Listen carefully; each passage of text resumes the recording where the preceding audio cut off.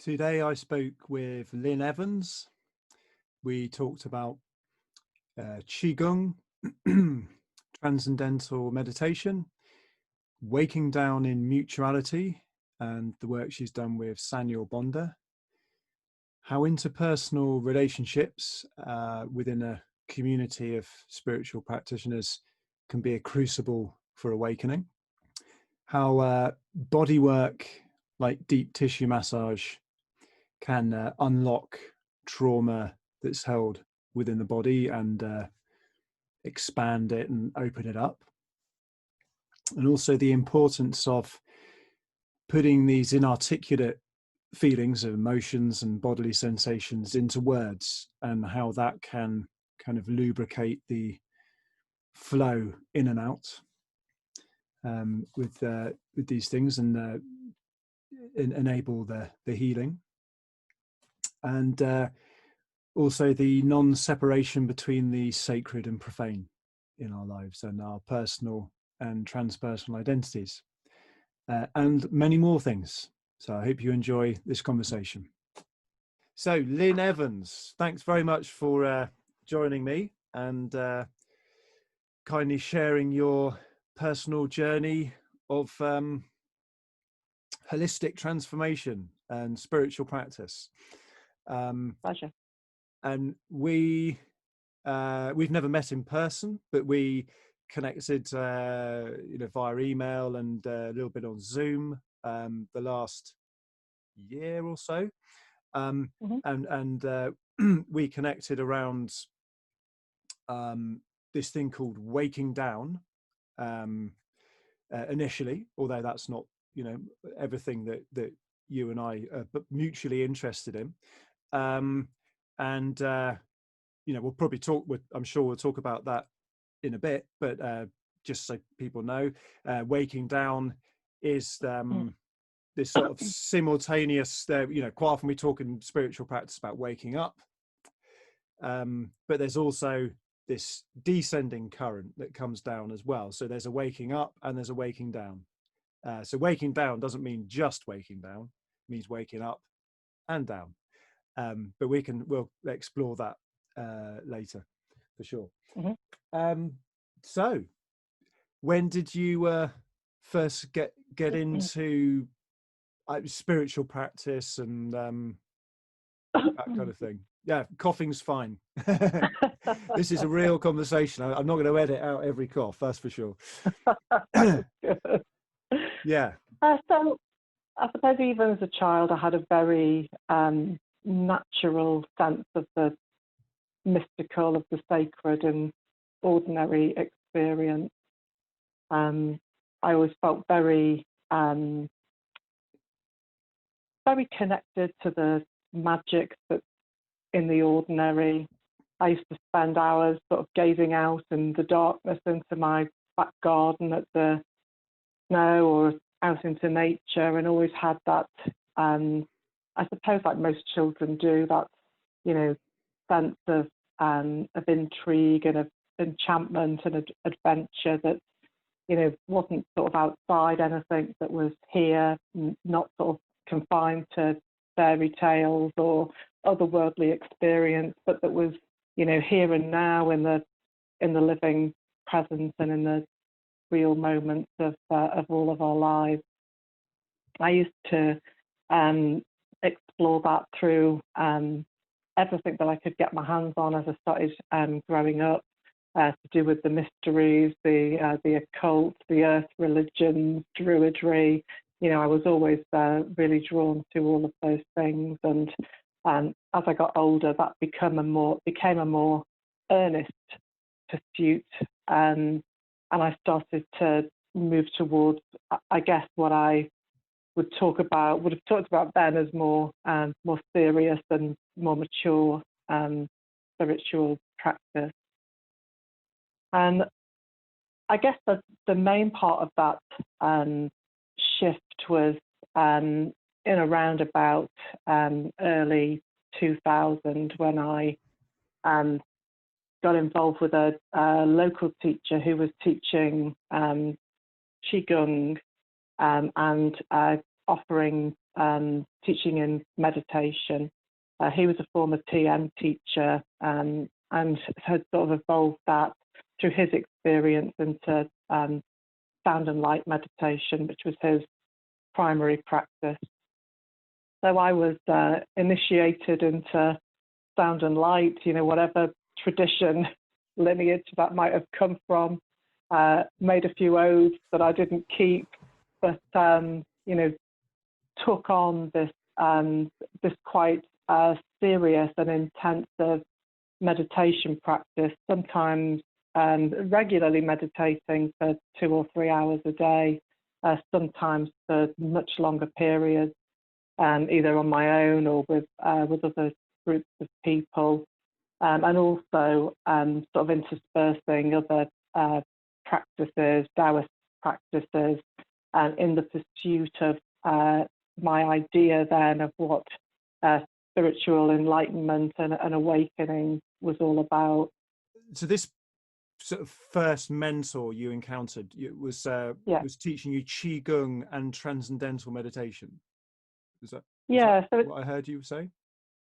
Yeah. So it started in Transcendental Meditation. So there was meditation on mantra, and then we went on to the what they called the words of power, which is a meditation that I really enjoyed. And then after about a year, there was an initiation into sound and light meditation, which is an energy transmission into the crown that enables you to see light inside your head and to hear a sound current. And I now, at least as part of my practice, continue to meditate on those. Yeah. Okay. So just to explore transcendental meditation a little bit more for people that might not have come across it. So it was made famous by the Beatles practicing it with Maharishi. And it's a very, very well established organization across the world, and lots of famous people do it, including David Lynch, the film director, and they also did all those experiments where people meditated in cities and saw it and looked at the crime statistics and stuff like that. Yeah. And I think they even sent people into war zones. They did. To do the same, which is a really interesting approach to warfare. So I think the name Transcendental Meditation, so we just going back to what I was talking about this morning about waking up and waking down. So I mean, I don't know loads and loads about Transcendental Meditation. My dad has actually initiated into it, which is pretty surprising. And he's been doing Transcendental Meditation every day for, I think, like 45, maybe 50 years. But you never would have thought that to look at him, that he's the kind of guy to do this kind of meditation. So it's been a pretty interesting thing. So is Transcendental Meditation all about transcending? Or is that name slightly misleading? So I found it a transcendental experience. It's a very easy meditation because the mantra is creating a sort of cradle for the mind. The mantra also, will have its own energy and power that's been vested in it, either by people using these mantras or however you might believe that works. There's a resonance in the Sanskrit or whatever words that you're repeating. To me, it was a very experiential meditation. Quite easy to be sort of all consuming, a sort of an experience in itself. That the people that I know who are still practicing that kind of meditation are very much of the up and out orientation, seeking bliss, well-being, sort of more cosmic experiences. And I'd say that that was pretty much my experience. I mean, when I say that it was transcendental meditation, I wasn't meditating within that formal organization. So the mentor that I was working with had trained originally as a TM teacher, but wasn't formally working at that time as part of TM. But certainly, you know, he was very influenced by the Beatles and the spirit of the 60s and, you know, cosmic consciousness. And, you know, I really enjoyed that. I benefited from it. I thought it was fun. But in the end, it wasn't really my natural orientation in practice. And I sort of grew out and beyond it. And I guess I felt that it was only, that I was being presented with only half the story, and I could intuit very strongly that there was more, and that more was here in the real, and that's where my more mature and to me my more real spiritual exploration really began. Okay, yeah. And was and the Qigong stuff you were learning. So that, how did that complement the meditation practice you were doing? So I mean, Qigong's a bit more of a sort of subtle energy embodied practice. Yeah. Yeah. So it's a Chinese kind of an internal martial art. I think it's actually a branch of Tai Chi, but I could be wrong about that. But it's gentle movement, the purpose of which is to cultivate and to circulate life force energy and chi sort of through the conduit of the body. I really enjoyed it.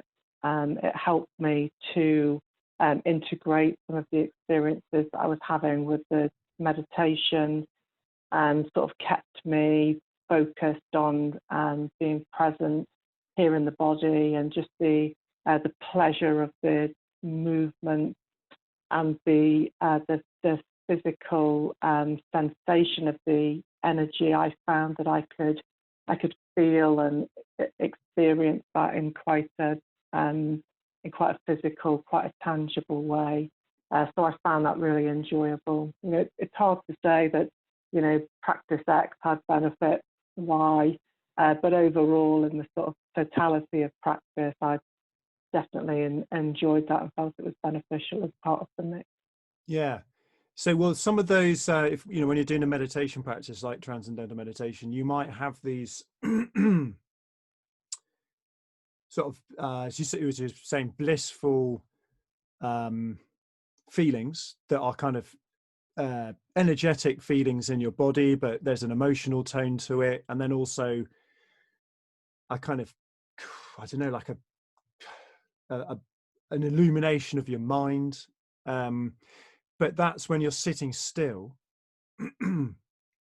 And I think what's interesting about complementing that with Qigong is that Qigong is kind of a continuity of those experiences, but whilst moving. But it's a kind of stepping stone from sitting on a cushion to full blown activity. You know, tidying the house and driving the kids around or whatever. And you know, to maintain that kind of meditative presence whilst whatever, you know, working in the garden or shopping or anything, you know, working online or whatever it might be, is ultimately possible. But it's quite nice to have, I mean, to achieve that, it's quite good to have some stepping stones that kind of can ladder you from the sitting on the cushion to that full-blown immersion in activity. And it's, I think it's a good idea to have some kind of activity that's halfway there that can help transmit that peace and bliss and stuff that you get from meditation in off the cushion. Yeah, I like that description. So, I guess you could describe Qigong and systems like that as kind of a moving meditation. And, through that you can experience bringing that meditative practice alive in the physicality of everyday life, and, taking that beyond a sort of Qigong practice into, walking meditations and being in nature and those kind of things. And, I can definitely see that could be an interface into bringing that alive into the ordinary rituals and strife of our ordinary lives. Yeah, walking meditation is another good example of it. Very, very slow walking. Yeah. And I mean, it's quite. I think it's important to bring that up, because the alternative might be a very sharp distinction between your sitting meditation practice and then your normal life. You kind of got the time you spend on the cushion when you're all blissed out and, in harmony with the cosmos, and then you get up off your cushion, and then suddenly you lose all of that, because you go straight to the other extreme of intense activity and worldly out in the world. I totally agree with you. And in the end, if you are just compartmentalizing your practice like that, so here's my spiritual life, and here's my work life, and here's my family life, and you're having those blissful experiences on the mat, and then you're going into the rest of your life and sort of leaving those in the little temple of light that you've created around your meditation cushion. And then so what is the benefit of those experiences? And it's only really when you're able to integrate spirituality into and as every single aspect of your life, where where living your life becomes a practice, it becomes a meditation, it becomes a prayer. That to me is the ultimate goal, if you can put it like that. The ultimate approach. Cool. I think probably the last thing to flag there is that it's just an ongoing process. There's no it just gets deeper and deeper. Yeah. And yeah, cool. Okay, so with transcendental meditation, you've been doing that, and then you're sort of bumping up a little bit against the limitations of that particular model. And I think that's not an uncommon experience with transcendental meditation. For what I understand, they're a little bit, sometimes a bit cliquey, if that's the right word, and they don't really like people doing things outside of that tradition, because they're kind of understandably, we want to keep what they've got really nice and pure and clean, and they're kind of a bit worried, maybe germophobic from some of the other traditions polluting their pure system. So so I can understand that, but I think some people do find it limitation, that, and then they want to see what else is out there. So then where did that take you? So after I had the initiation into sound and light, I got really serious about that practice for a while. But it was a very that was a really transformative phase. It blew a lot of stuff out for me, and one of the things that was cleared out of that was that sort of primary relationship, really, with that mentor that I've been working really closely with. So I've sort of found myself in this small town with no other spiritual connections, with no, struggling for peers, for leadership, and to take that next step. And he had started working with a waiting down teacher, and I contacted that teacher and said, look, I'm earnest in my practice. Is there somebody that you could recommend to me that I could start working with? And he recommended a fabulous teacher called Jen Mayall. that I started working with really intensively and over a period of a couple of years, and that just took my practice into a totally new dimension. So where was this teacher located? Were they in the UK or America, or how did you The contact Waking them? Down teacher. She's located in the Bay Area in San Francisco in the USA. Yeah. So we used to. It was before the days of Zoom calls. It was pretty early in the 2000s. So we used to just do analog phone calls, an hour a week or every couple of weeks, and just really got into a very deep exploration. And it really was an exploration, because although Waking Down obviously comes with a set of precepts, there is a core teaching. Waking Down is a way. It's not just random individuals showing up and exploring their own experience. One of the sort of the core parts of that, certainly from my experience, is that the teacher is not really leading or guiding you. The teacher's kind of showing up, and you're doing the work. So you'll come, and it's your job to talk about what's going on. What your realizations are, what kind of materials you want to work with, and that person's like a companion or a guide who's that bit further along the journey than you, and can start to reflect things back to you and hold things up for you to have a look at, and really get into that deep exploration together.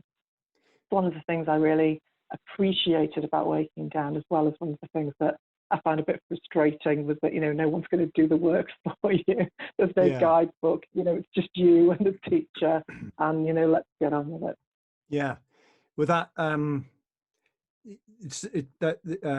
probably the concept there of a teacher is more of a facilitator Mm-hmm. than as a guru, or and it's interesting kind of parallel with the sort of transition from childhood to becoming an adult. Yeah. That when you're a child, well, I home educate my children, so have a slightly different approach. But in mainstream education, being a child is mainly about teachers telling you stuff, and they're kind of, they do the heavy lifting for you, so to speak. And then you have this rude awakening where you become an adult, and suddenly there aren't people out. Oh, and also your parents do that for you as well. But then when you leave the nest, so to speak, you have to fend for yourself, and then suddenly there's this 180 flip where people are not going to do things for you anymore, to the same degree that they have done, and the responsibility falls more on your shoulders. And I think you can see a parallel with spiritual traditions or teachings that are very teacher focused, and then ones where there's a bit more of what we might call mutuality, where the teacher is a bit more of a facilitator, and they are not going to do all the heavy lifting for the student. And I think there's that.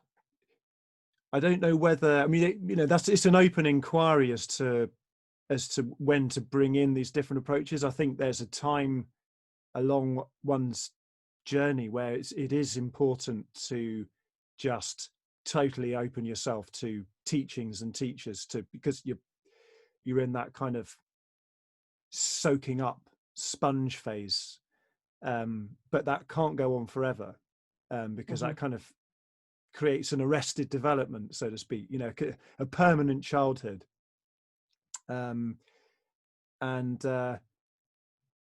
But at the same, with thinking, drawing an analogy with children, you don't necessarily want children to do too much heavy lifting too early on, because it's very damaging for their ego developments. And sense of self as they develop. And I think probably the same applies to people with spiritual practice. I don't know. It's something I'm inquiring into. What are your thoughts on it? Yeah, well, certainly Waking Down is at the mutuality end of that spectrum. In fact, the full name of that organisation or movement, as I suppose it's more correctly described, is Waking Down in Mutuality.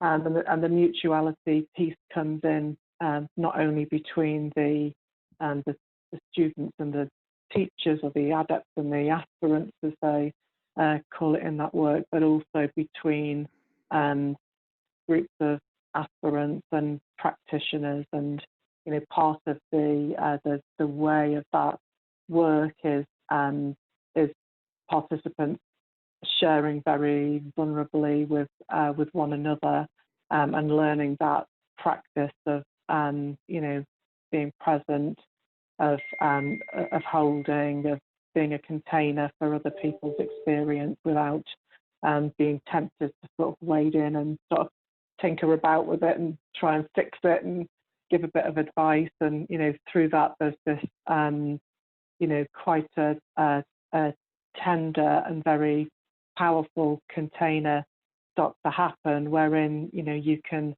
support with the support of other authentic souls, do that very deep exploration, get some appropriate feedback, and develop some reflective capability on what's coming up, and hopefully ground that also in your spiritual development and your personal practice. Not that you can always separate those two things, but I suppose in my experience of Waking Down, and I was very, very fortunate to come across it. I feel eternally blessed that I became involved with that organisation, and I'd be floundering still reading books about Druidry, I'm sure, if that hadn't come into my life. But the awakening, or the second birth, as they call it,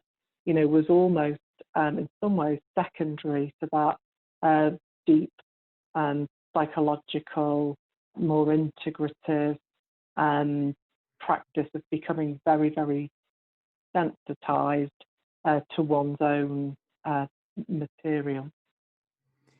So a couple of things that come up there for me. One is this acknowledgement right from the outset that this Waking Down teaching system is not proposing to have some kind of checklist that if you tick all of the things along the way, then that's it, everything's done. There's a kind of open-endedness to it, and that's acknowledged right at the outset. Whereas, say that some of the more traditional spiritual traditions, they kind of do have this. It's a bit like a sort of progression of things you need to tick off, and when you get to the end, that's it. You've achieved something that you've graduated to what they might call full enlightenment or something. Mm-hmm. And I think but I mean, I have had way smaller involvement in Waking Down than you have. So do correct anything I'm saying here. I'm sort of drawing my own conclusions about what I've noticed about Waking Down, and also that, and an acknowledgement that the sort of the mutuality part of that is that the teachers are in this process themselves, and they're acknowledging that right at the outset too, that it's not like, so you're encountering teachers who nobody's pretending that they are the same as you in terms of what they know. I mean, they are further down they've clocked whatever more hours on the meditation mat, or had they're sort of more developed along these lines of spiritual practice, and that's obviously why we seek them out as teachers and mentors. But at the same time, they're openly admitting that their process is an open-ended process. There's no end to it, and it's not like they've got to the end of something. And I think that that sidesteps one of the problems where you kind of set up the teacher as some completed, perfect masterpiece, and then when they start to do things which are what we might call human errors, it creates a lot of cognitive dissonance, because the students are saying, well, this person's saying that they're absolutely perfect in every way, but I can see that some of the things they're doing are not perfect. But in the waking down context, that's not a problem. It's I've noticed you're doing something that for me seems unethical or whatever, or immoral, and probably the teacher in that circumstance, in the waking down tradition or school, it's a bit early to call it tradition, I suppose, might say, well, actually, thank you for pointing that out.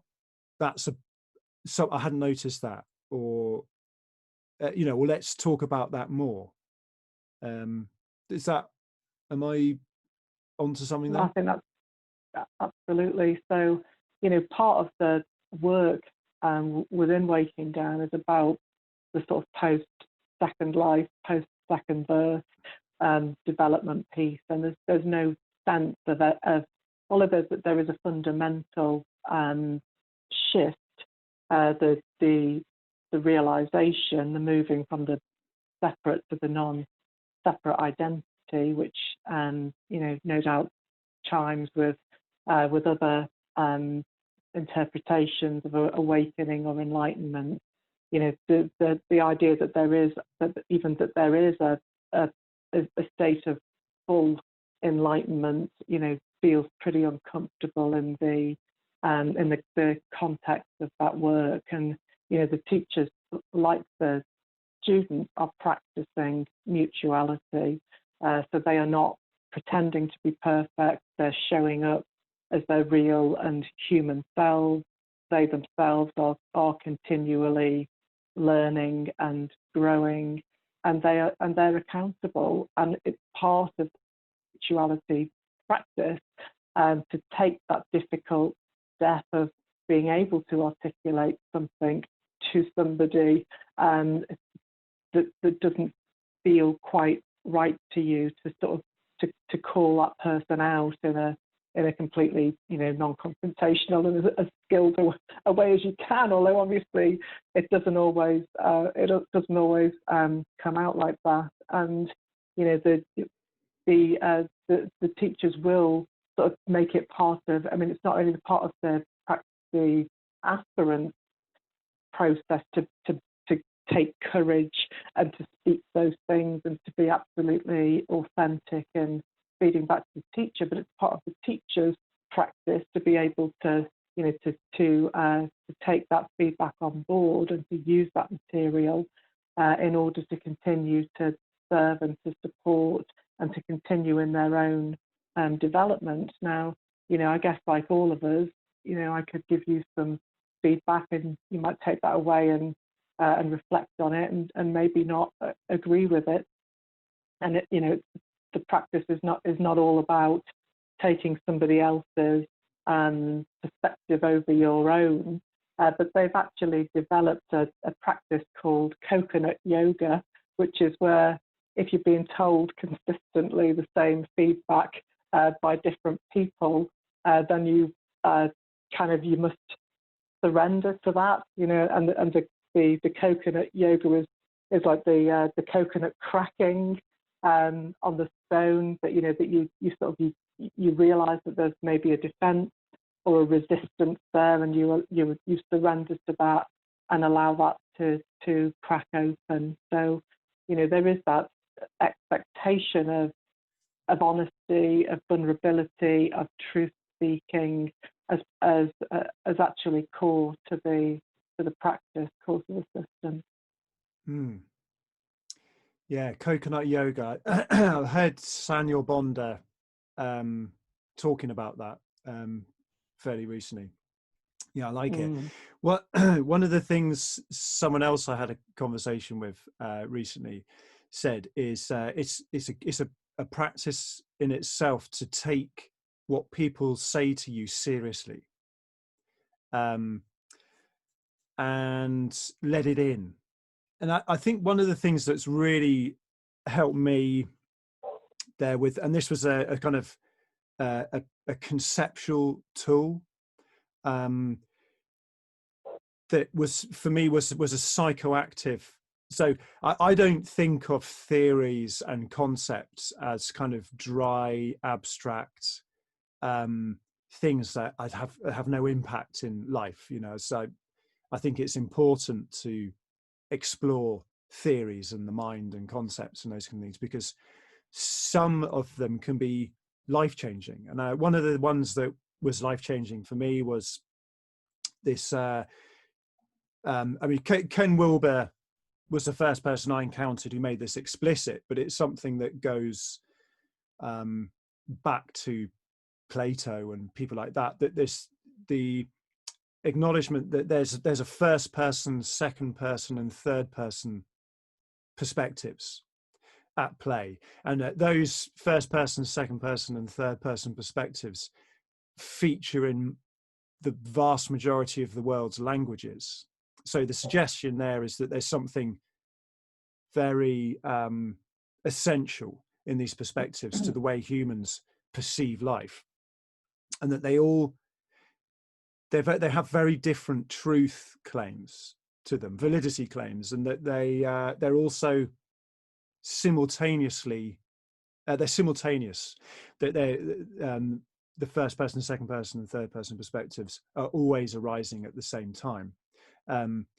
So how that helps with interpersonal the kind of things you've been talking about, and how that can alleviate conflict, is that I could make a first person statement. So I might say, when you say such and such, it makes me feel this. Yeah, like I might say, well, when you talk about something, I feel a bit anxious about that or something. And so my first person statement is absolutely true, that I am saying I feel that in my first person singular experience. And people can be allowed to make those first person statements and the truth of that be acknowledged. But then when we start to talk further about that, it becomes a second person perspective is involved. So I'm bringing my first person truth and we're exploring it as two people. There's a second person involved there. Think more things might come out. We might disagree about that. We might say, well, I can't quite understand why you're feeling that. I can't access that. Then if we bring in the third person perspective, which doesn't necessarily mean just a third person, it can mean bringing in lots of people, or even comparing what we're talking about with some theoretical literature, or, you know, the objective world. So first person might be subjective, second person intersubjective, and then third person is the objective world.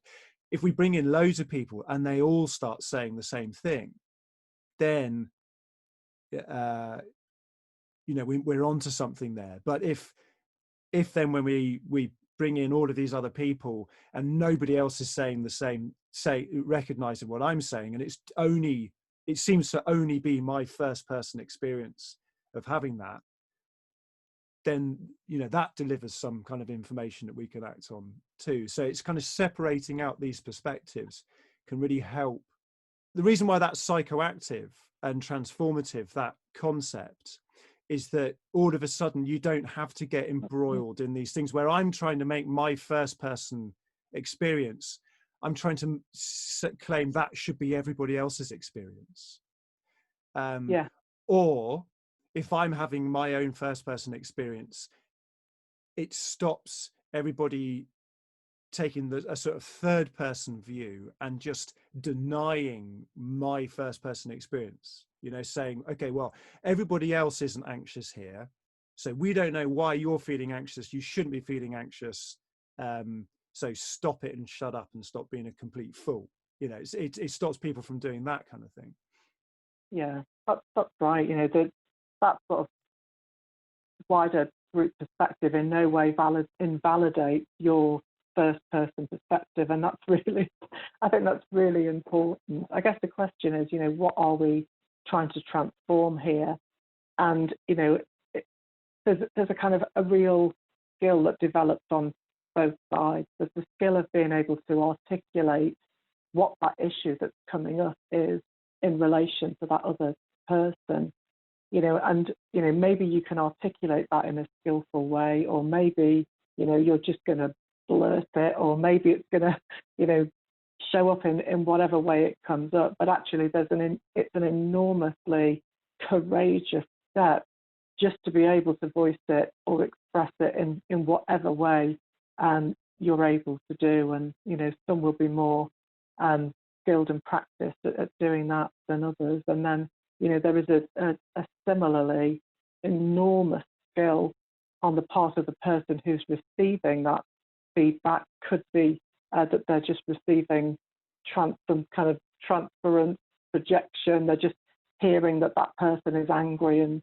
triggered or whatever, and it, you know, maybe really it's absolutely nothing to do with the person who's hearing it, but to be able to hear it and to hold it, and without the sort of reactivity, you know, then, and when you put those two things together, you know, that is a really powerful and transformative experience. And, you know, in some ways, you know, we're not actually trying to transform that behavior. We're not trying to say, you know, that behavior is wrong and I need to tell you about it and you need to stop doing it. You know, the transformation is the willingness to be authentic and open and to speak one's own truth, and the willingness to actually receive and honor and respect that truth, even when, you know, that might be directed towards you, and the truth of the matter may be operating at very different levels and in different sort of dynamics, but it in no way sort of invalidates the truth of what's actually being spoken in that moment to that person. And it kind of catapults you into that perspective as well, that, you know, we are two ordinary, mortal, vulnerable, triggered human beings, and we're not ashamed of that, and we're not trying to change it, and we're not trying to tidy it up, and we're not trying to make all that go away and make it okay so that we can be serene and, you know, speak whatever we wish to speak, and, you know, and we'll both be unaffected by it. You know, these human beings are getting into the rawness and the vulnerability of sharing that truth, and they're doing that in the wider context of the more total experience of one's own being, which is in no way superior or at odds with that real, messy, interactive human experience that's taking place in that moment. Well, that, and so you've raised something which I was going to bring up, that so someone might be listening to this and they might think, okay, so this waking down stuff is basically people just sitting down as their egos or personalities and just talking about their stuff all the time, giving each other feedback. And it's a bit like, sounds a bit like a coffee morning between friends, you know. And so I think and that is, I mean, that is part of the waking down thing, which is one of the new things it brings to a spiritual practice, because this is basically psychotherapy done amongst people, normal people. So it's not like you've got a therapist there working with you. We are each other's therapists in that sense. And so working with our stuff, you know, inverted commas, is very much part of it, because those are the kinks which you know, restrict the flow of our awakening, so to speak. But then the other side of the practice of waking down is something that you've described as the second birth, which you haven't actually quite defined yet. I know what you're talking about, but just if someone was listening to this, they might not quite know what that second birth entails. Perhaps you could describe your own experience of that, what that was like. Yeah, I'd like to do that, but just before we do, I'd just like to comment on what you've said, which is, I suppose we'd be a little bit careful, speaking to myself and, you know, not speaking for the organisation in any way, about calling it therapy. It's not really supposed to be therapy, and probably those things are regulated in the United States in a way that they're not regulated in the UK. So probably that's the wrong way to describe it. It's more about, I mean, sometimes it can feel very raw, and it can feel very therapeutic, and but really it's more about being willing to show up and being willing to receive. And people are going through that process at very different stages of their own development and their own journey. And, you know, sometimes it can feel a bit like a coffee morning. I've certainly had those experiences. But when you're doing that in the presence of sort of radically awakened individuals, then it in itself becomes a radically awakened and an awakening practice. Yeah, okay, that's a good distinction. So it's more drawing upon our friendships, I think, as people, human beings, turning our friendships into a transformational relationship, perhaps. Rather, I mean, therapy is a little bit like maybe, yeah. I was no, I'm not going to go there. So, well, how does that sound? Is that, if we can tweak it? I think it's about being willing to be authentic in the company of others who have similarly made that commitment. I mean, this kind of vulnerable mutuality work has got its place. You know, don't try it at work. You know, maybe don't really try it with your family, depending on what kind of family circumstances that you're in. I mean, it's not just about, you know, giving one another direct feedback or being willing to sort of, you know, speak everything that might be coming up.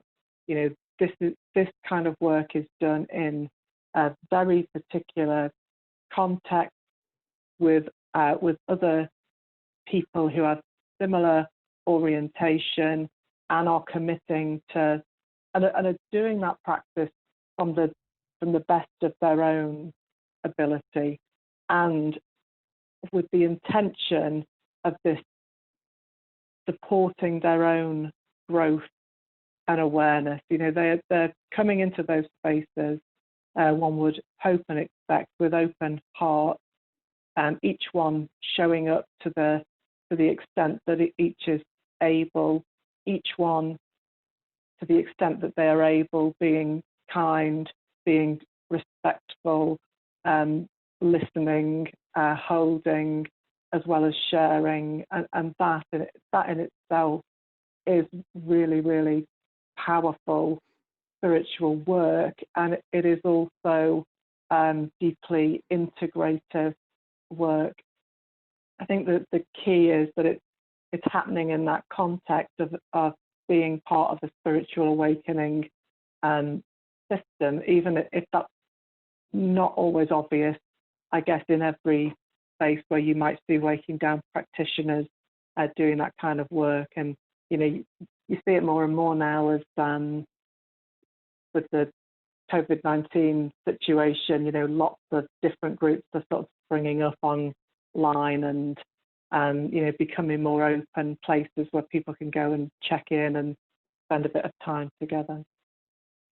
So, yeah, I think I'm keen to kind of tune up, you know, what this what this community work is. I mean, I think this is a really important thing, that it's a central part to the waking down thing, is the community of practitioners.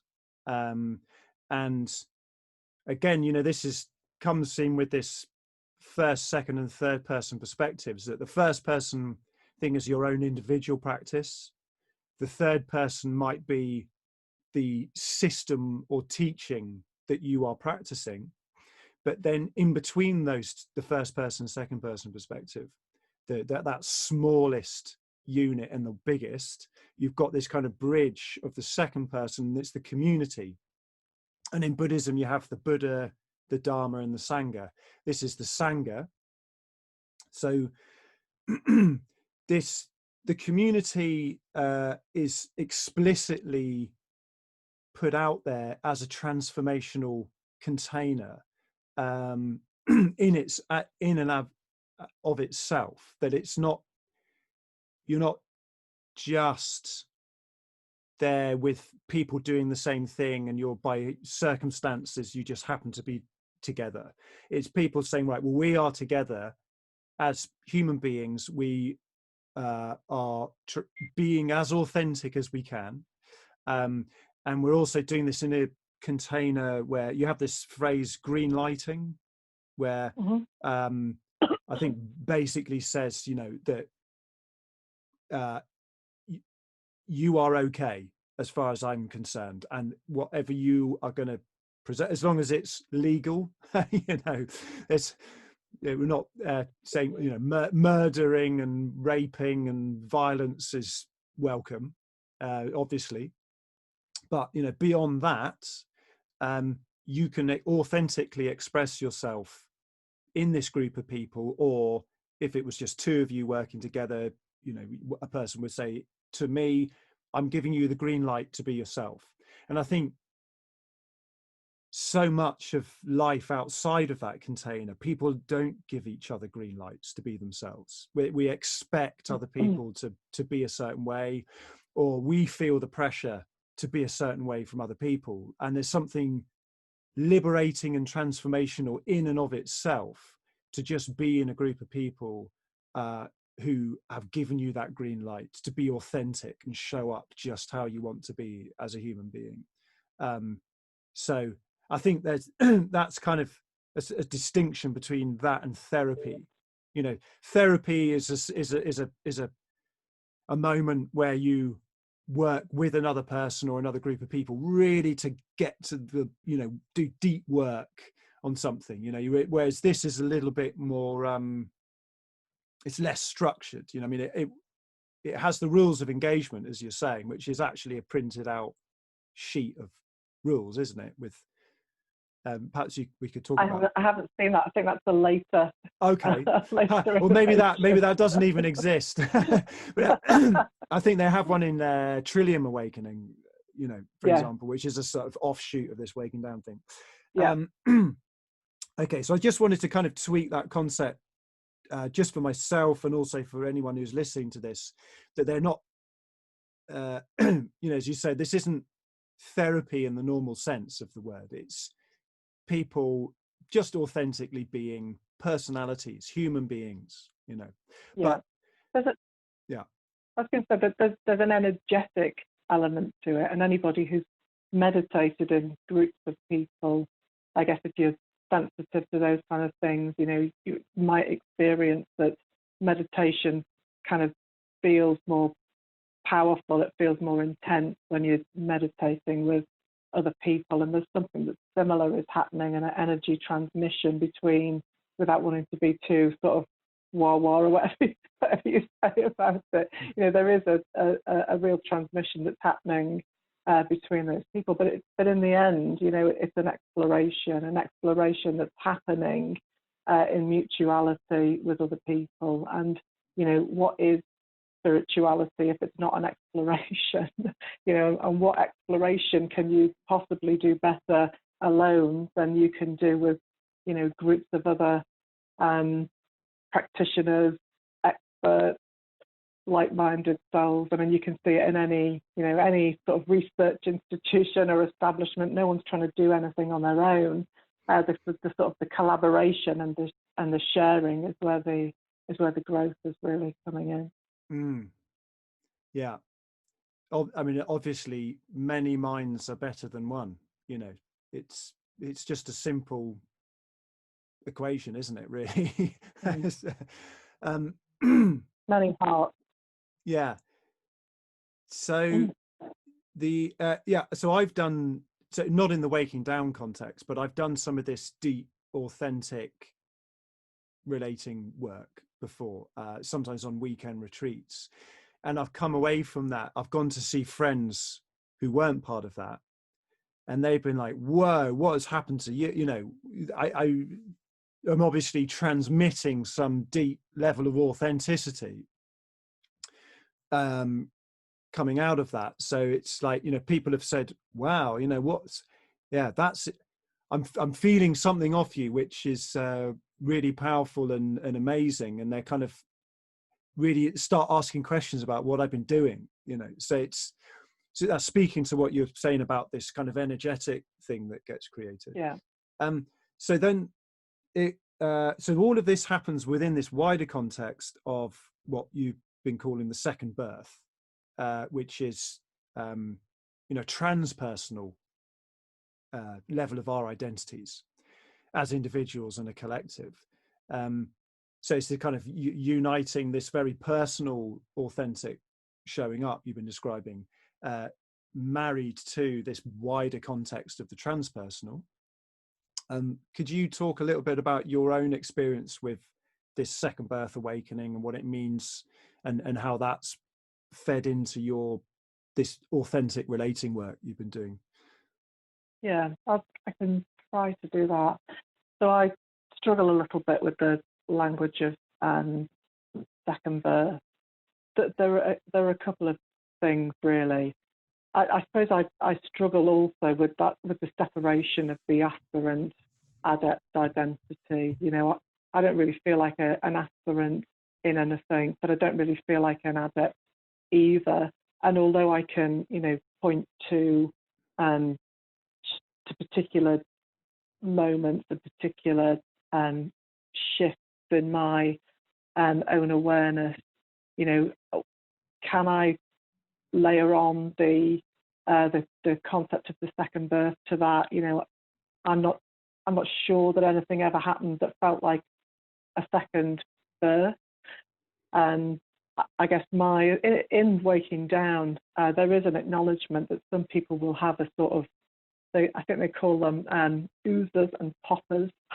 Right. So some people will have this experience of of a membrane popping, almost like a sort of balloon bursting, and the separate identity then merges with the non-separate identity, and that's a very clear moment that might be described as second birth. And other people over time just sort of relax more and more into that new state of consciousness identification. But I can certainly talk about my own experiences and sort of where I feel I am. But I guess I see that as an ever evolving process, and I'm in that sort of a growth mindset where I expect that this will be a lifelong, at least a lifelong exploration and journey of growth. Well, perhaps we could, rather than framing it in this second birth thing, which is a little bit binary, you know, it's kind of like AD and BC, you know, so yeah, so before second birth and after second birth. Perhaps we could say, you know, how did the transpersonal parts of your identity start to become more vivid? Oh, that's a really difficult question, and you know, in some ways I feel like that's something that's always maybe been present in me, that I've come to experience in a different way, and in some ways I feel like, you know, that context has really stealthily sort of crept in over time. And more recently, you know, I feel like, having spent probably the best part of 20 years trying to tease apart the personal and the non-personal, you know, the immanent from the transcendent, you know, in recent years, you know, that sort of has snapped back together so radically that, you know, I can hardly even work out what this work is really about anymore. Yeah. I'm in a bit of a wilderness state with that in my own process. But I guess I could talk about the stages through which that's happened. So Yeah. I think from talking to other people and my own personal experience, I think there is a kind of cyclical, perhaps it's more of a spiraling. So it has some direction to it, but it's an ever increasing and widening spiral of, you know, the sort of transpersonal and personal parts of ourselves being very clearly separating and differentiating, and then coming together, and then parting again and coming together in a breaking yeah, wider open, and then healing, coming together even deeper and in more of a unity, and then breaking further apart. So, you know, I don't see this journey as a kind of, it's gone from A to B and that's all there is. yeah. I think that's really a nice way to describe it. And certainly, you know, from the right at the beginning of my fledgling spiritual awareness and sense of the mystical, such as it was, you know, the sense of this as a spiral, of growth, you know, really feels very right. And it, you know, I agree that it's not a linear process, that there are sort of oscillations along the way. You know, I was voicing very clear recognition of sort of non-dual, however you want to call it, unity, consciousness, way before I had any experience that could be, you know, paralleled on to the second birth. It took me a few years to actually ask for my second birth confirmation, and even while I was having that confirmation, and even, you know, for some years after it, you know, I wasn't completely sure. You know, if you'd sort of scratched away at that experience, I wouldn't have been able to really completely confidently say that I had had that fundamental shift into non-separate consciousness. You know, now I would say that I'm very stable in my realization that I know that being is only in every aspect of my self and my being, that I'm not sort of going around in any kind of cosmic blissed out state. You know, my life and awareness, I think, is painfully ordinary, and yet, you know, the sacred resonates in everything. And, you know, I guess one of the things that I'm continually sort of playing around with at the moment is, you know, where is bliss? What is bliss? You know, where is well-being? You know, am I in this sort of constantly open, exalted state? No. Is there do I, often feel anxious and disturbed, and is that a sort of almost a sort of a fixed and permanent state? Yes. Am I okay with that? Yes. I am a human being. I am a mortal. Is there an underlying sense of the okayness of everything, even if things are obviously not wholly okay in my particular little corner of the universe? Yes. Do I experience bliss? When I'm lying in bed first thing in the morning and I can hear the bird song and just that slightest subtle breeze through an open window. Yes, all of that is true. Well, one of the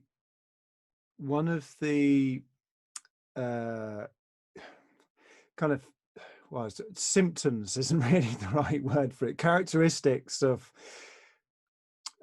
this kind of transpersonal awakening is a sense of feeling at home in life.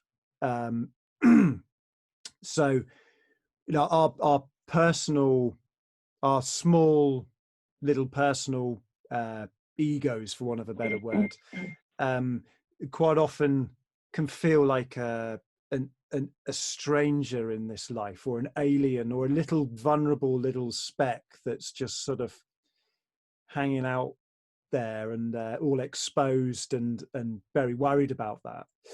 But then there's this wider context of us being nature herself, and then also something utterly transcending of everything, which we might call formless awareness or pure consciousness or something.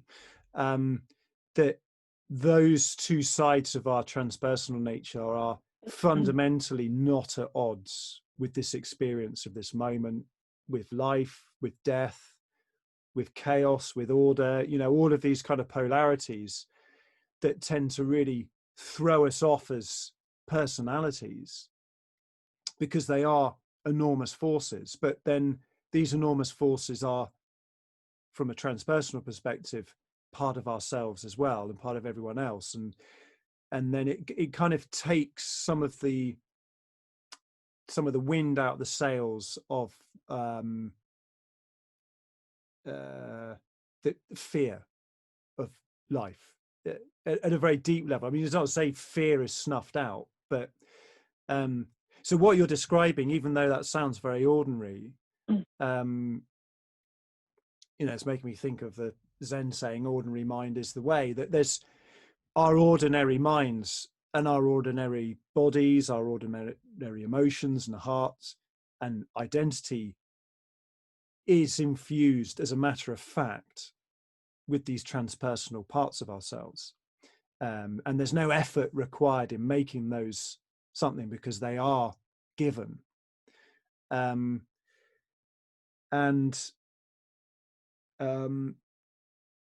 I think one of the great gifts to our personal selves, our smaller selves, from these transpersonal parts of ourselves, is this feeling of being at ease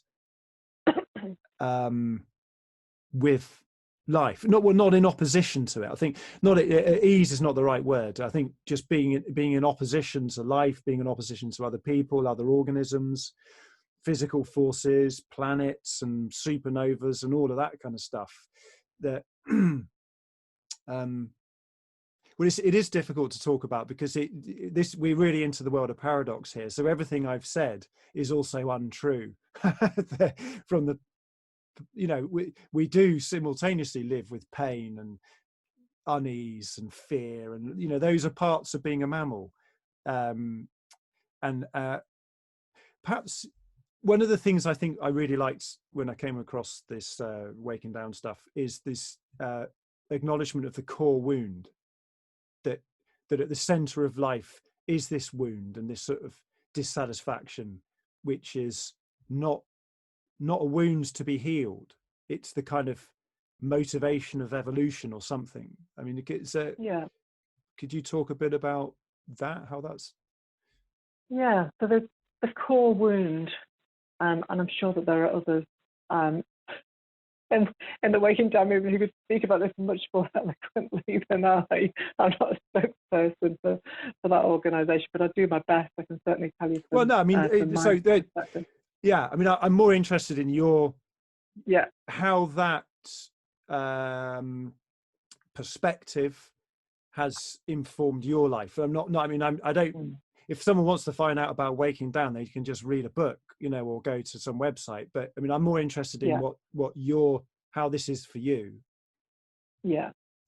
So the core wound is an acknowledgement that every human being is both an individual, ordinary, mortal, little person going about their individual lives, and at the same time, that person is the totality of being.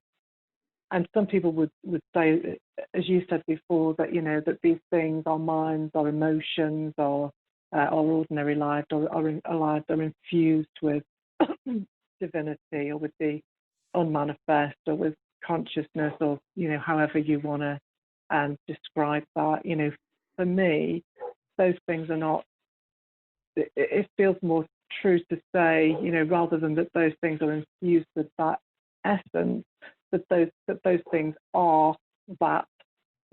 My poor little, frightened, anxious self is the untouchable, timeless, vast totality of being. There's no part of that totality that needs to be, cleaned up or taken out, or or humoured in any way. Like, this is it. This is it. The living fire of existence. And we are. Well, I won't get drawn down that down that rabbit hole.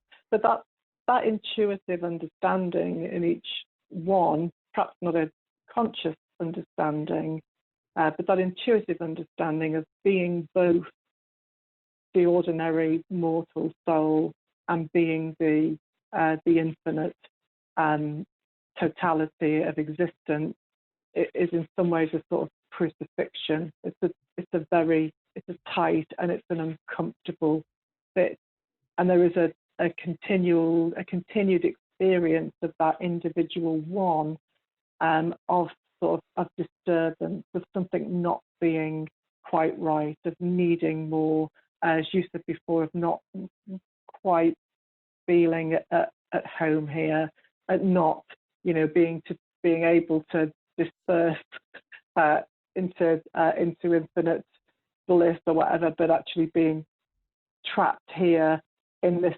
container, knowing as an individual ego that that you are here in a moment in time, as is everything that you know and love, and that gives rise to this core wound of existence, a sense that all isn't well, that I have to do more, that that something needs to be fixed.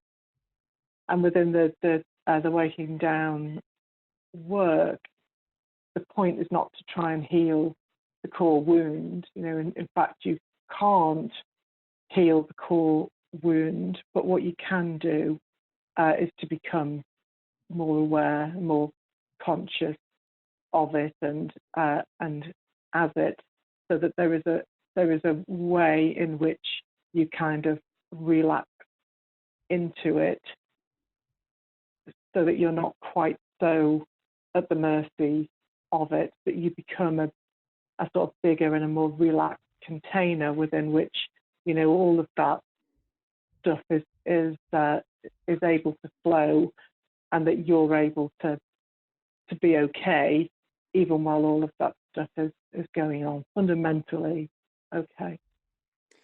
Yeah, it makes me think of sacrifice. That I think, you know, sacrifice being related to the word sacred, and the act of letting go of giving up your own bliss or even well-being, or need to shore yourself up from vulnerability. You know, that's a kind of a sacrificial act, and and I think, you know, Christianity, some of the Abrahamic religions have got better language for that than some of the Eastern ones, Eastern religions, I feel. And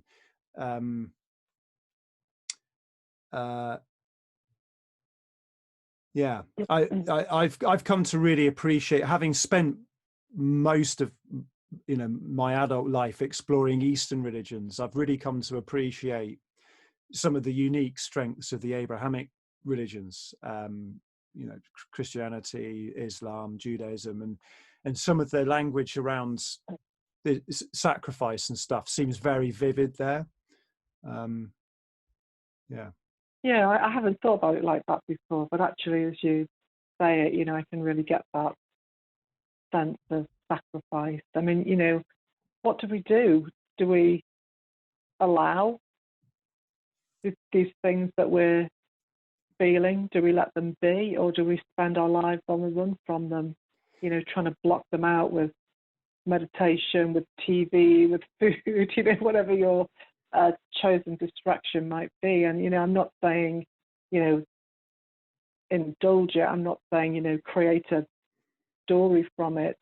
But, you know, at some point we need to be able to be with it. At some point, you know, we need to be able to be ourselves, and not just those bits of ourselves that sort of feel okay, and those emotions that, you know, we rather enjoy more than others, but to actually be with our real selves, to be our real selves, and to experience ourselves, and all that that means. So one thing we haven't explored much so far is, you know, we touched on it with the Qigong, but some of these, you know, we've talked a lot about, you know, emotions, psychology, you know, transpersonal stuff, meditation, but not a lot about the body, our bodies. You know, we talked about Qigong, but you know, how in your life, what other ways of working with your physical presence, you know, have you done or found useful? Yeah, so I've done various things, and, you know, right now I'm at a place where I really feel like I'm coming back to that kind of work. And if there's a place where I really want to put my energy in the sort of phase ahead, it's in physicality and in movement. So I've got some particular pieces of early childhood trauma in my background. And I guess in the beginning, some of these therapies were trying to work through some of the physical and emotional effects of that. And I first did that work through a combination of hands-on healing and deep tissue massage. I was working with a really skilled, intuitive therapist in Liverpool. I don't think she had any kind of psychotherapeutic qualifications, but, you know, she was sort of bold enough to venture into areas that most therapists would have wisely backed away from. And we used to meet for an hour and a half once a week, and we'd really sort of you know, get into quite a deep exploration of what was up, what was happening, and then she'd do physical work with me for you know, half an hour, 45 minutes of, you know, this sort of deep tissue massage, and followed by hands-on healing. And you know, I found that process, the combination of the talking therapy, and it wasn't really. I wouldn't describe it as psychotherapy really, or counselling. She was very energetically intuitive, and she would intuit things that were that I had never spoken, and would speak them directly to me in ways that were kind of quite shocking, and brought things up that were very, very hidden. But then through the work, through my being able to affirm and to verbalize, I think when we're thinking about body work, let's put verbalizing things, right at the center of that. And then through the body work, there was a sort of relaxation into my physical being that I had never really experienced before. And at one point through that therapy, I had this sense of having this big, like a heavyweight boxing belt around my middle, and that belt was my sense of identification with the trauma and who I was as a result of the trauma. And I realized that I was absolutely wedded to my identity as a traumatized person. And in that, I felt the belt unlock and drop, and it was very physical. I felt it physically drop to the floor. So that's an example of the ways in which that kind of physical work has helped to open up my process. And I'm not suggesting for 1 minute that that you can't deeply spiritually evolve while you are carrying trauma. I am still carrying a lot of trauma. I'm carrying it physically in my body, and I'm carrying it emotionally. And through my life, I will continue that process of unlocking, of healing, of unraveling. But that stuff will never, ever go away. My relationship to it may change. But there is something about the loosening of knots, the opening up, the physical relaxation, and that makes embodiment possible in a way that it may not have been possible before. I could talk about another experience, which is of bioenergetic therapy. So this was, I think this was, well, I used to drive out to see this delightful old doctor. He was an elderly guy who trained with Alexander Lowen, who I think is the founder of bioenergetic therapy.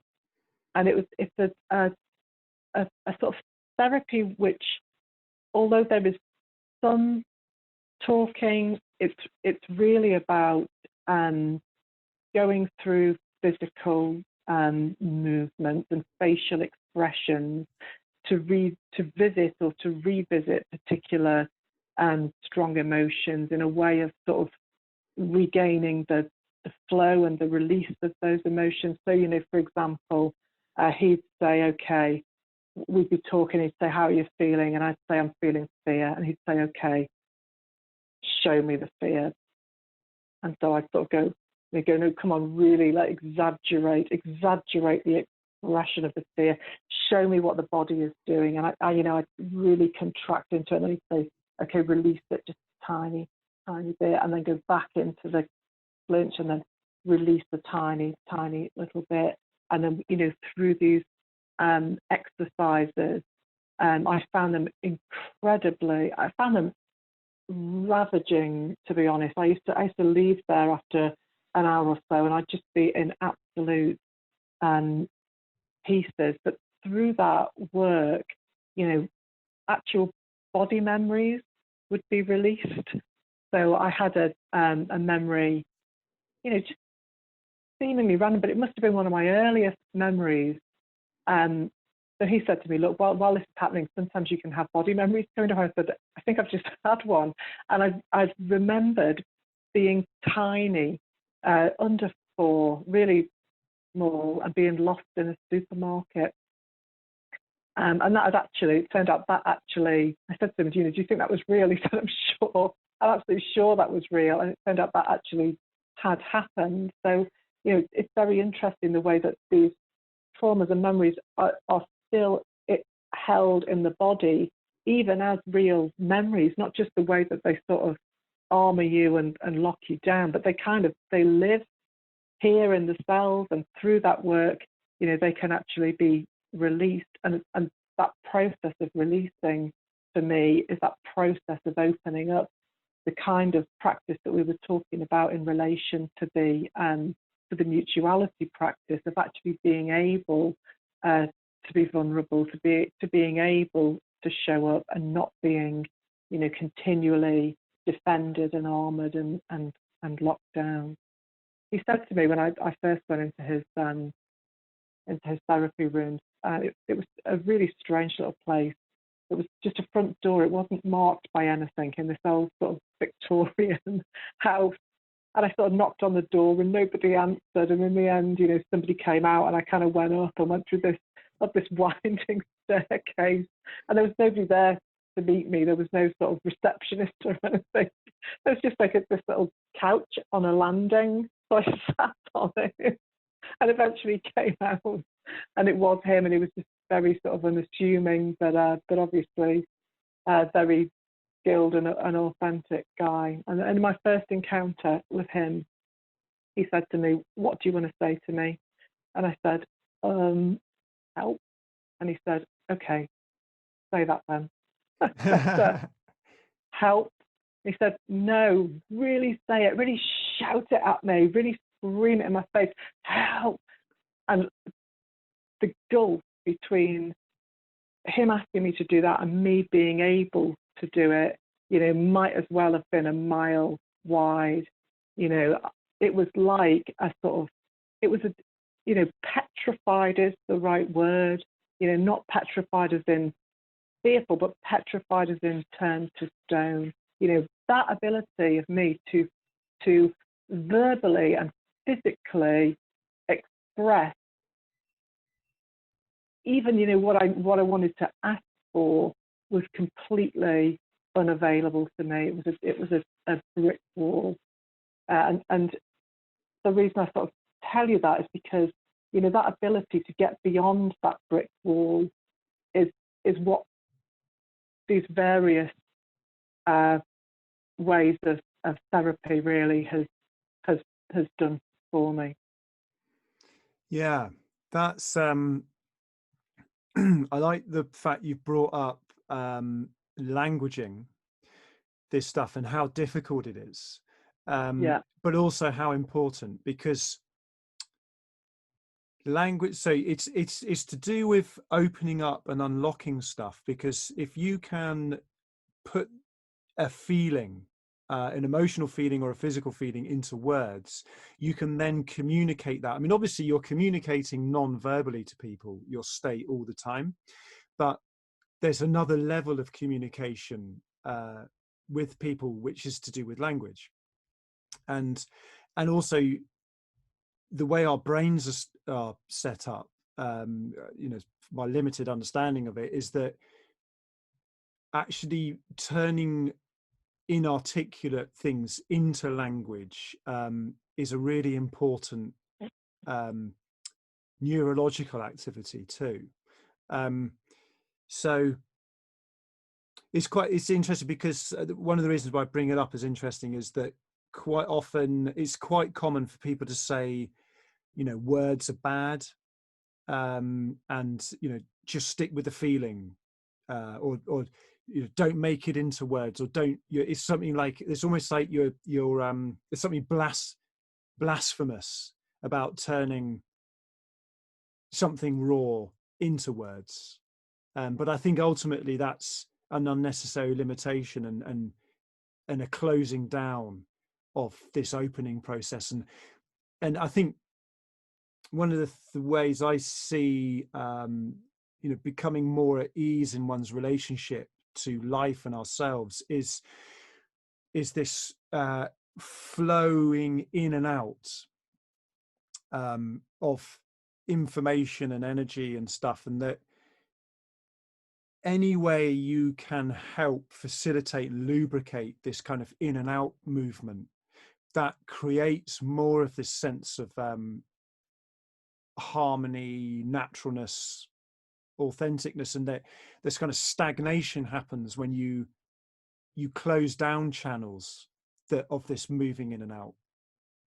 And I think it's kind of just a wise approach to try and work on all of these different levels at the same time, because they all have their unique kind of vessels of input and outputs, you know. And the other thing that came up for me when you were saying that is that working with the body and emotions and how they get locked up inside our bodies is not necessarily about, right, you do some work on your body and then you fix that problem, done, you know, it's like done and dusted. That there's this continual opening and an acknowledgement that you're probably never going to get to the bottom of any of this stuff, and that's okay. That it's the opening is a very important thing, continuous opening and expanding, but also changing your relationship to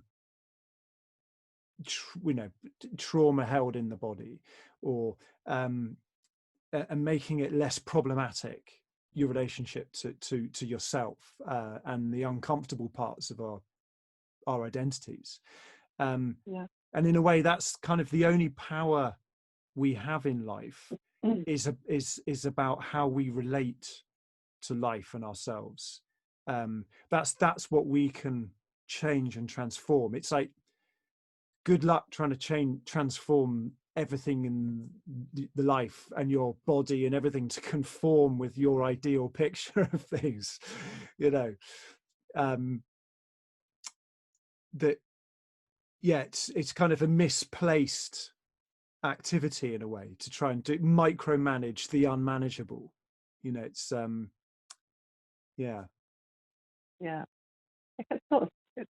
similar to what you said earlier about the Qigong being the step forward from the meditation, and how you actually bring that practice then to life in the real and in the waking moments of your life. And I guess the verbalization of things actually, you know, takes what's on the inside and gets it out there. It actually makes it real. It's a movement of energy, but also, as you say, it's a willingness to take ownership of that. It's a willingness to show up, I suppose, as Ken Wilber might say, and, you know, to actually stand up in your own shoes and say, you know, this is how it is. I've done a lot of psychotherapy sessions over the years with the psychotherapist I work with, and sometimes it'll be a whole hour of me unable to say something, you know, and he's just very, very carefully and generously just coaxing. He's not doing the heavy lifting for me, you know. It's like, I've got to do that. And then it will be like, maybe right towards the end of the hour session, I might be able to actually say what I really need to say or want to say, but I couldn't bear, it was inaccessible to me. It was like I'm fumbling around in the dark with this. And then something about actually saying, and these are not like profound truth. Some of these are very, very normal, mundane things. But actually finding that thing to say that encapsulates this inarticulate feeling is incredibly transformative and powerful. And it's a small thing, you know. If someone was looking from the outside, they'd be like, wow, God, you know, that was a boring hour. You know, and you know what he said at the end was like, so, you know, but from my first person experience, something very powerful has happened there, you know, and it's happened through that second person relationship with my therapist, you know, who's been that mirror for me and has helped draw this stuff out. It's a small thing, but it's a very, very tender thing, and sometimes hidden under not only in unconsciousness, that can be hidden under many layers of shame. Yeah, so much of it is getting down into shame. Saving face, is such a big thing. We're English, and that's very much part of our culture. Is saving face, and shame is it's difficult, and but that's the shame is the dragon sitting on that massive mound of treasure. Yeah. It's a really interesting thing. The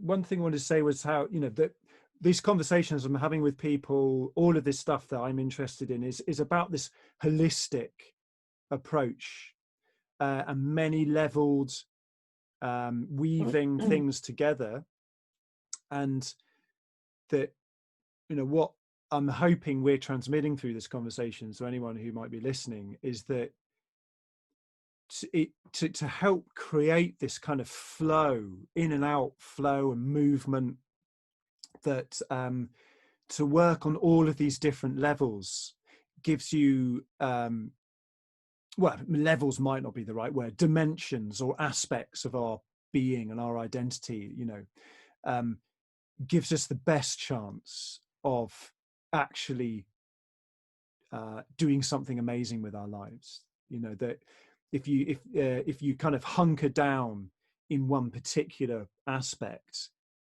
in a way, there's a kind of the danger of that is this kind of stagnation and death. So it's something I feel very passionate about, and that's kind of what I want to put out there into the world, is that this holistic thing is a good thing. So perhaps we could just before we finish, explore what are some of the things that you wish you'd learned earlier in your life. So let's just say someone's listening to this, they're interested in becoming going deeper into who they are and who other people are and what life's about. They naturally are someone who likes to integrate lots of different things, and they see the sense in working with their body, their heart, their mind, their spirit, and all that stuff. What are some of the things that you wish you'd known earlier that you think could have helped you?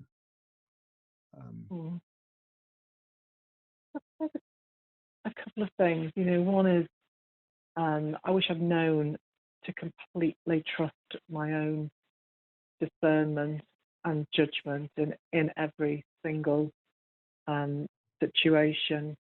I suppose if anybody could accuse me of anything, it's being a bit too eclectic in the spiritual path and things that have interested me. But I don't feel that that's been a sort of random exploration, and I've sort of honed in on two or three sort of core teachers, teachings, paths, whatever you want to call them, that really speak to me, and I find very complementary. And when I sort of look back at my journey to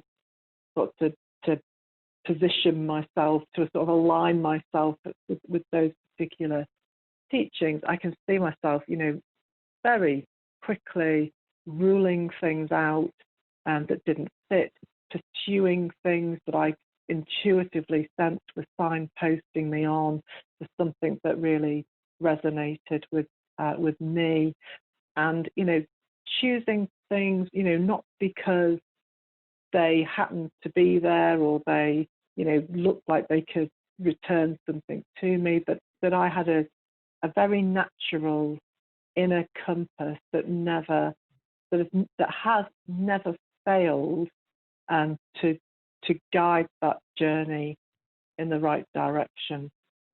I suppose my first piece of advice would be, trust yourself absolutely and implicitly.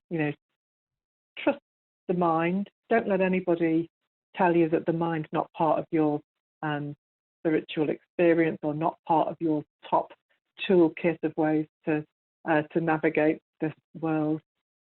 But first and foremost, trust the body, because the body is speaking to you all the time, and the body is telling you when you're onto the right thing.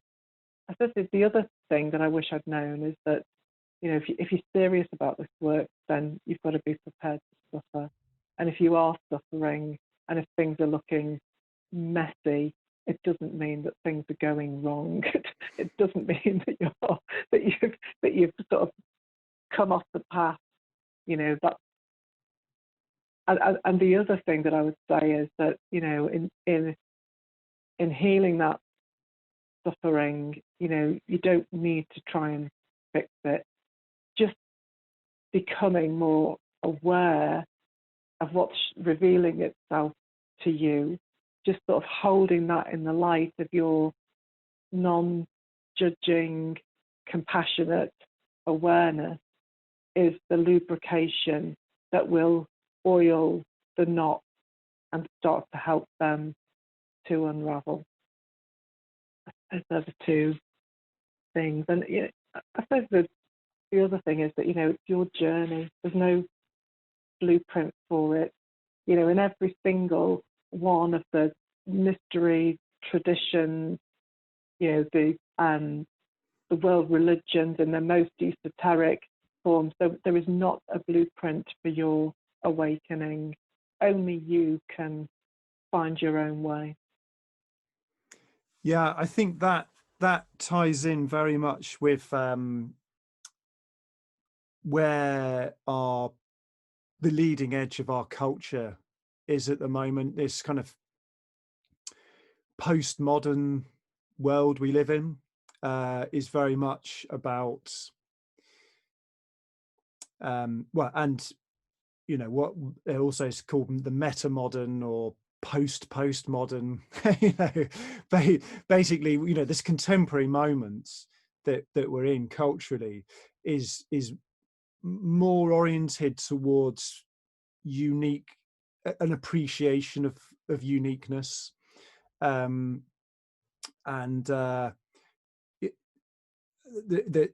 there's not so much focused on the one size fits all off the shelf kind of path, which was a little bit more associated with the pre-modern era, you know, of traditional spirituality, that there was like a little bit like and you know, moving into the sort of modernist era too, that there's this kind of almost like an assembly line, or you know, like the traditions being a little bit like factories producing very similar products, people being the products of these factories, and just churning out you know, dolls, mannequins that are kind of very, very similar.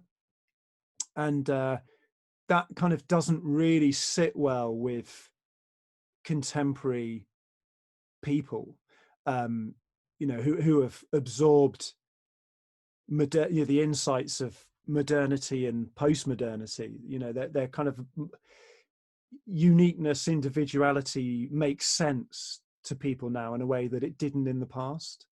And I think that, you know, at the same time, you know, I don't think, you know, you or I are promoting this kind of sole focus on your own truth, that, you know, you just, it doesn't totally lie with us as individuals to make everything unique to do with ourselves. I mean, there's something extremely, the far end of that is extreme narcissism, you know, so and that's not going to lead you anywhere either. So I mean, there's this kind of quite a nuanced harmony between your own uniqueness and the truth and validity of that, but not throwing away what's come before with the power of the insights of pre-modernity and traditionalism and modernity. Yeah, that's very nicely clarified. You know, if you try and do it yourself, you can be floundering around for a long time. You know, Well, find in a a way, teacher you trust it's and like get working. it's like trying to reinvent the wheel. Yeah. You know, you don't need to reinvent the wheel, but then the wheel can do all sorts of things other than be used for wheelbarrows and cars, perhaps. You know, there's, to extend that metaphor a bit. So is there, you know, lastly, if people want to find out more about things you do or things you care about, where might you direct people? So I don't hold myself out as a teacher or anything like that, but people are very welcome to contact me. I do, on some very small scale, do work with individuals and small groups when I'm asked to do that. So I'm happy for you to, you know, put my email address or whatever out with this graph. That's fine. I guess the resources that have really been important to me over the years that I could point people to. One is Waking Down, and the founder of that, Saniel Bonder, that I've worked very closely with over the last 10 years. Or for more of a community feel, you could look at Trillium Awakening, which is the offshoot of Waking Down. You know, I follow Christopher Harish Wallace, who has the Facebook site Tantric Yoga Now. He offers loads of free foundational practices and information about Shaivic Tantrism, which is really worth having a look at. Cynthia Bourgeot and the contemplative Christianity movement is a very rich source for me. And Adyashanti is a teacher that I enjoy listening to, and again, lots of free resources available on the internet, and some good books that are really worth reading as well. So that's kind of I suppose that's the constellation of my particular orientation. But you know, I'd love to hear from anyone as well if anybody wants to get in touch. Yeah, I will. I'll put your email address in the show notes. But perhaps you could you say it verbally, so just if someone didn't check out the show notes, they might be able to contact you somehow. Yeah, so it's Elves Nanny, ELVESNANNY, as in the nanny of elves, which is an anagram of my name almost, at hotmail.com. Cool. Yeah, and I also very much you know, endorse those people you've spoken about too. They're teachers that I really enjoy their work as well. I thoroughly recommend them. Right. Well, thank you so much for your generosity in spending this time here and sharing your story. And may it benefit anyone who hears it. Amen. Yeah. Thanks for inviting me. I've really enjoyed it. Yeah. Thanks, Lynn.